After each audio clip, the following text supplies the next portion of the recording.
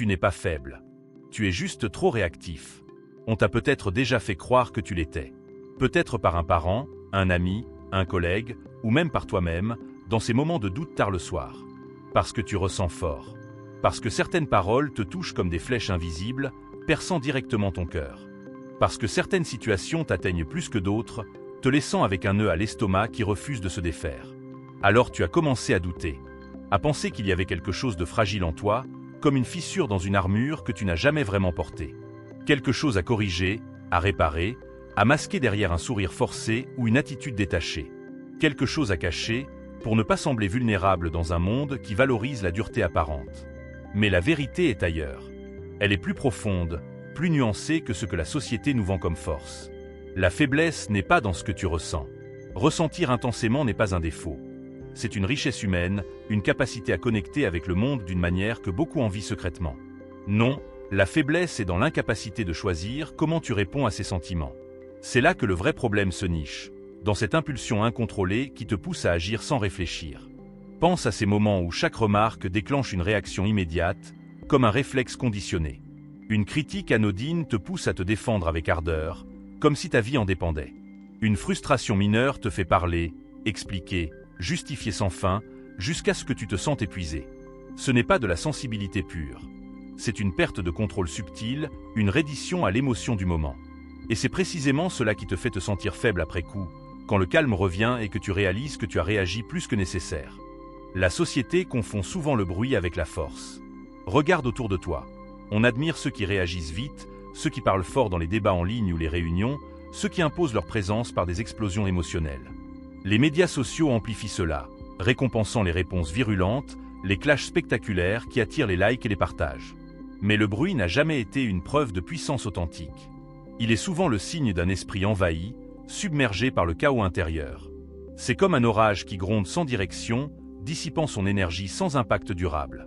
Être réactif, c'est être disponible à tout le monde, tout le temps.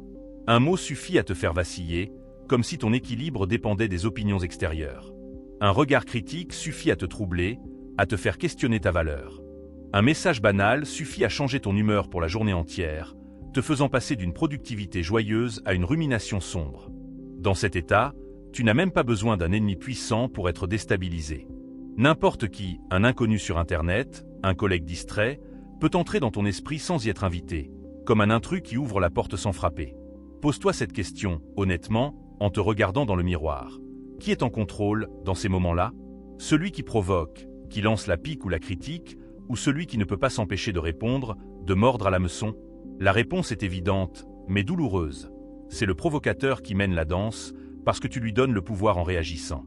La réaction est rapide, instinctive, presque animale. Elle donne l'illusion de la justice immédiate, comme si en ripostant sur le champ, tu rétablissais l'équilibre. Elle soulage sur le moment, libérant une tension accumulée comme une soupape qui s'ouvre. Elle donne l'impression d'avoir repris le dessus, de ne pas s'être laissé marcher sur les pieds. Mais elle vient toujours avant la raison, avant la clarté d'esprit, avant la maîtrise de soi. Quand tu réagis ainsi, tu ne choisis pas vraiment. Tu es choisi par l'émotion. Tu fuis l'inconfort intérieur en l'expulsant vers l'extérieur, sans mesurer les conséquences. Prenons un exemple concret pour illustrer cela. Imagine une dispute avec un proche. Il dit quelque chose qui te blesse, peut-être sans le vouloir. Au lieu de prendre un moment pour digérer, tu répliques aussitôt, avec des mots durs qui escaladent le conflit. Sur le coup, ça te soulage. Mais ensuite, le regret s'installe, les relations se tendent, et tu te demandes pourquoi tu n'as pas pu te retenir. C'est parce que tu parles pour calmer une émotion bouillonnante, tu agis pour faire taire une tension intérieure qui te ronge. Tu réponds parce que rester silencieux te semble insupportable, comme une défaite immédiate. Ce n'est pas de la force. C'est une dépendance à l'action impulsive, une habitude qui te prive de ton libre arbitre. La vraie force commence là où tu peux rester immobile pendant que tout en toi veut bouger, hurler ou riposter. C'est cette capacité à tenir bon face à la tempête intérieure qui définit la maîtrise. C'est pour cela que les personnes calmes dérangent tant. Elles ne donnent rien à attaquer. Elles ne se justifient pas à chaque instant, ne réagissent pas immédiatement à chaque provocation. Elles ne cherchent pas à corriger chaque perception erronée que les autres ont d'elles. Au lieu de cela, elles choisissent leur bataille avec sagesse. Et ce choix met mal à l'aise, car il révèle quelque chose que beaucoup préfèrent ignorer. La plupart des gens vivent sous la dictée de leurs impulsions, comme des marionnettes tirées par des ficelles émotionnelles invisibles. Être non réactif ne veut pas dire être froid ou robotique. Ce n'est pas devenir insensible, ni réprimer ce que tu ressens au point de t'engourdir. Tu peux, et tu devrais ressentir profondément, la joie, la tristesse, la colère, l'amour. Ces émotions font de toi un être humain vivant, connecté. Le problème n'est jamais l'émotion en elle-même. Elle est neutre, une information que ton corps et ton esprit te donnent. Le problème, c'est quand elle prend le contrôle total, quand elle dicte tes actions sans filtre. La discipline émotionnelle, c'est précisément cela. Ce n'est pas étouffer ce que tu ressens, mais apprendre à le canaliser. C'est être capable de dire à ton émotion « pas maintenant, pas comme ça, pas toi qui commande ». C'est créer un espace entre le stimulus et la réponse, comme l'a si bien décrit Viktor Frankl, ce psychiatre qui a survécu au camp de concentration en maintenant son contrôle intérieur malgré l'horreur extérieure. Chaque fois que tu réagis inutilement, tu perds quelque chose de précieux. Un peu de clarté mentale, car la réaction brouille ton jugement. Un peu de crédibilité auprès des autres, car ils voient en toi quelqu'un d'imprévisible. Un peu de paix intérieure, car tu remues des eaux déjà troubles. Tu expliques trop, cherchant à être compris à tout prix. Tu te défends trop, comme si chaque critique était une attaque mortelle. Tu cherches trop à être validé, et plus tu fais cela, moins tu es respecté. Pas par cruauté des autres, mais parce que le contrôle de soi inspire toujours plus que l'émotion brute et chaotique. Les gens gravitent naturellement vers ceux qui dégagent une stabilité, une assurance tranquille. On t'a appris, peut-être dès l'enfance, que le silence était une faiblesse. Que se taire, c'était perdre. Perdre un débat en classe, perdre une position dans une conversation, perdre une occasion de te défendre face à une injustice. Mais le silence n'est pas une absence passive. C'est une action délibérée, puissante. Quand tu ne réponds pas immédiatement, tu obliges l'autre à rester avec ses propres mots, à les confronter seul. Quand tu refuses de réagir, tu refuses de jouer un jeu que tu n'as pas choisi, et cela déstabilise plus qu'une réponse brillante ou sarcastique. Parce que le silence force la réflexion, chez toi comme chez l'autre. Si tu réagis trop vite, ce n'est pas toujours parce que tu es passionné, bien que la passion soit une belle chose. Souvent, c'est parce que tu veux être reconnu, compris, validé par les autres. C'est une quête légitime, mais elle devient un piège quand elle dicte tes actions. Voici une vérité difficile à accepter. Tu ne contrôles pas la perception des autres. Tu peux influencer, expliquer, mais forcer ? Impossible. Plus tu essaies de la corriger à chaque fois, plus tu t'y emprisonnes, comme dans une toile d'araignée que tu tisses toi-même. Chaque réaction excessive est une demande silencieuse, un cri déguisé. Regarde-moi. Comprends-moi. Reconnais-moi. Mais l'autorité intérieure ne demande rien. Elle ne négocie pas son calme. Elle existe simplement, rayonnante et inébranlable. Pense aux leaders historiques ou contemporains que tu admires. Gandhi, avec son silence non violent, ou des figures comme Oprah Winfrey, qui choisit ses mots avec précision plutôt que de réagir à chaque critique. Ils ne cherchent pas l'approbation, ils l'attirent par leur maîtrise. Certaines personnes le savent intuitivement et en profitent. Elles provoquent volontairement, non pour avoir raison sur le fond, mais pour te faire perdre ton centre. Parce qu'une fois que tu réagis, tu deviens prévisible, accessible, manipulable. Un troll en ligne, un manipulateur au travail, ils adorent ça. La personne calme, en revanche, est imprévisible. Et donc redoutable, car on ne sait pas ce qu'elle pense vraiment, ni quand elle agira. Reprendre le contrôle ne signifie pas devenir dur, ni distant, ni insensible. Cela ne demande pas de te transformer en une version froide de toi-même. Cela commence par une chose simple, mais difficile à pratiquer, la pause. Une respiration profonde avant de répondre à un email incendiaire. Un silence de quelques secondes avant d'agir dans une dispute. Un délai conscient avant de décider si cette provocation mérite ton énergie. Dans cet espace minuscule, cet interstice entre l'émotion et l'action, tu récupères ton pouvoir. C'est comme appuyer sur pause dans un film d'action. Soudain, tu vois les choses avec clarté. Observe les personnes vraiment solides autour de toi. Un mentor, un ami serein, un leader respecté. Elles ne parlent pas beaucoup pour combler le vide. Elles ne se défendent pas sans raison valable. Elles ne répondent pas à tout stimulus. Et pourtant, leur présence impose quelque chose d'indéfinissable. Une gravité, une assurance qui attire le respect. Parce qu'elles ne sont pas gouvernées par l'extérieur. Leur force vient de l'intérieur, d'un centre stable. Tu n'as pas besoin de gagner chaque échange verbal, comme si la vie était un tournoi constant. Tu n'as pas besoin d'avoir le dernier mot dans une conversation, car souvent, c'est le silence qui résonne le plus fort. Tu n'as pas besoin de corriger chaque injustice perçue, car toutes ne valent pas ton temps précieux. Parfois, la victoire est de partir intact, avec ton calme préservé, plutôt que de te consumer dans une bataille futile. Il existe une différence fondamentale entre réagir et répondre, une nuance qui change tout. La réaction est automatique, comme un réflexe du genou quand on tape dessus. Elle est dictée par l'instinct, vidant ton énergie sans retour sur investissement. La réponse, en revanche, est choisie, réfléchie, alignée avec tes valeurs. Elle te construit, renforce ta résilience au fil du temps. Et plus tu choisis tes réponses avec intention, plus tu développes quelque chose de rare et précieux. La stabilité intérieure, cette ancre qui te garde stable même en pleine tempête. Quand tu arrêtes de réagir compulsivement, un monde nouveau s'ouvre. Tu deviens plus clair dans tes pensées, car l'esprit n'est plus encombré par des regrets post-réaction. Plus posé dans tes actions, car chaque mouvement est délibéré. Plus respecté par les autres, non parce que tu imposes par la force, mais parce que tu ne te disperses plus en vain. Tu n'es plus disponible à tout caprice émotionnel, ni accessible à n'importe quelle provocation. Tu vis depuis ton centre, ce noyau immuable qui te définit vraiment. Et c'est là que tout change. Parce que le calme finit toujours par dominer le chaos, comme une mer tranquille qui absorbe les vagues furieuses. Parce que celui qui se maîtrise est toujours plus fort que celui qui réagit sans frein, dissipant son pouvoir à chaque impulsion. Pour t'aider à intégrer cela, explorons des étapes pratiques. D'abord, identifie tes déclencheurs. Note les situations qui te font réagir le plus vite, un commentaire sur ton travail, une critique personnelle, un débat politique. Ensuite, pratique la pause. La prochaine fois, compte jusqu'à 10 dans ta tête avant de répondre. Respire profondément, sens l'air remplir tes poumons, et demande-toi, est-ce que cela vaut mon énergie? Qu'est-ce que je gagne à réagir maintenant? Troisièmement, cultive le silence comme allié. Dans une conversation tendue, essaie de ne pas remplir le vide.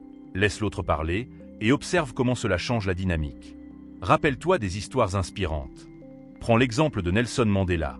Après 27 ans de prison, il n'a pas réagi avec vengeance, mais répondu avec réconciliation, changeant ainsi l'histoire de son pays. Ou plus proche de nous, des athlètes comme Serena Williams, qui a appris à canaliser sa frustration en focus plutôt qu'en explosion, dominant son sport par sa maîtrise émotionnelle. Au fil du temps, cette pratique transformera ta vie.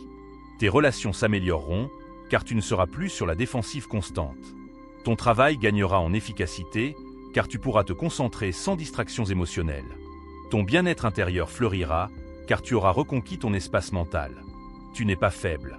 Tu apprends simplement à devenir maître de toi, à transformer ta sensibilité en super-pouvoir plutôt qu'en vulnérabilité. Et dans ce voyage, souviens-toi, la force véritable n'est pas dans le bruit, mais dans le choix conscient de quand et comment l'utiliser. Maintenant, approfondissons encore. Imagine que tu es dans une réunion professionnelle. Un collègue remet en question ton idée de manière abrupte. Ton cœur s'accélère, l'envie de défendre ton point de vue monte. Au lieu de réagir, tu poses. Tu écoutes pleinement. Peut-être que sa critique a du mérite, peut-être pas. Mais en choisissant ta réponse, tu montres une maturité qui impressionne tout le monde, y compris toi-même. Ou pense à tes interactions en ligne. Les réseaux sociaux sont un terrain miné de provocation. Un commentaire négatif sous ton post, au lieu de taper une réponse hâtive, ferme l'app, fais une promenade. Quand tu reviens, l'émotion s'est dissipée, et tu décides si ça mérite une réponse polie ou le silence. Souvent, le silence gagne, et tu économises ton énergie pour des choses qui comptent vraiment. La science appuie cela aussi. Des études en psychologie, comme celle sur l'intelligence émotionnelle par Daniel Goleman, montrent que les personnes qui gèrent leurs impulsions ont de meilleurs résultats dans la vie. Carrière plus réussie, relations plus solides, santé mentale plus robuste. Ce n'est pas de la magie, c'est de la pratique quotidienne. Pour étendre cela à ta vie personnelle, considère tes relations intimes. Avec un partenaire, les réactions impulsives peuvent créer des cycles de conflits. En apprenant la non-réactivité, tu brises ces cycles. Tu ressens la blessure, mais tu choisis de dire « Je me sens blessé par ça, parlons-en calmement ». C'est transformateur. Et pour les parents, imagine éduquer tes enfants à cela. Au lieu de crier quand ils font une bêtise, pause, respire, réponds avec guidance. Tu leur transmets une leçon inestimable. La force est dans le contrôle, pas dans l'explosion. Mais n'arrêtons pas là. Plongeons plus profond dans les mécanismes psychologiques qui sous-tendent cette réactivité. La réactivité excessive est souvent ancrée dans des schémas appris dès l'enfance. Peut-être as-tu grandi dans un environnement où exprimer ses émotions bruyamment était la norme, où les disputes étaient résolues par des cris plutôt que par des dialogues calmes. Ou au contraire, dans un foyer où les sentiments étaient réprimés, te poussant à les laisser exploser plus tard. Quoi qu'il en soit, ces patterns deviennent des habitudes neuronales, des voies bien tracées dans ton cerveau qui s'activent automatiquement face au stress. La neuroscience nous enseigne que lorsque tu réagis impulsivement, c'est ton système limbique, le siège des émotions primitives comme la peur et la colère, qui prend les commandes, court-circuitant le cortex préfrontal, responsable de la raison et de la planification. C'est comme si ton cerveau émotionnel disait « Danger, agis maintenant », sans consulter la partie rationnelle. Mais avec la pratique, tu peux renforcer ces connexions préfrontales, rendant la pause plus naturelle, plus instinctive. Essayons un exercice simple pour bâtir cela. Prends un journal ou une app de notes. Chaque soir, revisite une situation où tu as réagi trop vite. Écris « Qu'est-ce qui m'a déclenché ? Quelle émotion ai-je ressentie ? Que aurais-je pu faire différemment ?» Cet exercice de réflexion post-événement renforce ta conscience, transformant les regrets en leçons. Au bout d'une semaine, tu remarqueras des patterns. Peut-être que la fatigue amplifie ta réactivité ou que certains sujets te touchent plus que d'autres. Armé de cette connaissance, tu peux anticiper et préparer ta réponse. Maintenant, appliquons cela au monde du travail, où la réactivité peut coûter cher. Dans un email chaîné, un supérieur critique ton rapport. Ton premier réflexe, rédiger une défense point par point. Mais pause. Relis l'email calmement. Est-ce une critique constructive ou une attaque personnelle? Souvent, c'est la première. En répondant avec mesure, « Merci pour vos retours, je vais ajuster cela ». Tu montres du professionnalisme, gagnant en respect plutôt qu'en escaladant un conflit inutile. Les promotions vont souvent à ceux qui gardent leur sang-froid, pas à ceux qui réagissent à chaud. Et dans les amitiés, les amis vrais ne te jugent pas pour tes silences. Ils apprécient ta profondeur. Si un ami fait une blague blessante, au lieu de riposter, dis « Ça m'a touché, mais je sais que ce n'était pas ton intention ». Cela ouvre un dialogue authentique, renforçant le lien plutôt que de le fragiliser par une réaction défensive. Poussons plus loin, la non-réactivité dans les contextes publics. Imagine un débat en ligne sur un sujet qui te passionne. Les commentaires affluent, certains ignorants ou provocateurs. Au lieu de sauter dans la mêlée, observe. Laisse les autres s'épuiser en arguments stériles. Si tu interviens, fais-le avec une réponse concise, factuelle, qui élève le discours. Tu deviens alors la voix de la raison, celle qu'on écoute vraiment. La culture pop regorge d'exemples. Pense à des personnages comme Yoda dans Star Wars. La peur mène à la colère mène à la haine mène à la souffrance. Il incarne la maîtrise, réagissant rarement, mais agissant avec précision. Ou dans la vie réelle, des athlètes comme Michael Jordan, qui transformaient les critiques en carburant silencieux, dominant par ses performances plutôt que par des mots. Mais attention, la non-réactivité n'est pas de l'évitement. Si une injustice réelle se produit, harcèlement, discrimination, réponds avec fermeté, mais choisis. C'est la différence entre une réaction émotionnelle et une action stratégique. Par exemple, face à un bully au travail, documente, prépare et adresse-toi aux ressources humaines calmement. Ta force réside dans la préparation, pas dans l'explosion. Pour ancrer cela, explorons des techniques de mindfulness. La méditation de pleine conscience, même 5 minutes par jour, t'entraîne à observer tes émotions sans y réagir. Apps comme Headspace ou Insight Timer offrent des guides gratuits. Visualise, assis confortablement, respire, et quand une pensée intrusive arrive, note-la comme un nuage passant, sans t'y accrocher. Cette pratique se transfère dans la vie quotidienne, rendant la pause plus accessible. Autre outil, la reformulation cognitive. Quand une émotion monte, reformule la situation. Au lieu de « il m'attaque personnellement », dis « il exprime son opinion » qui n'est pas forcément une vérité absolue. Cela désamorce l'intensité, te redonnant le contrôle. Et si tu rates, si tu réagis malgré tout, sois gentil avec toi-même. La maîtrise n'est pas la perfection, c'est le progrès.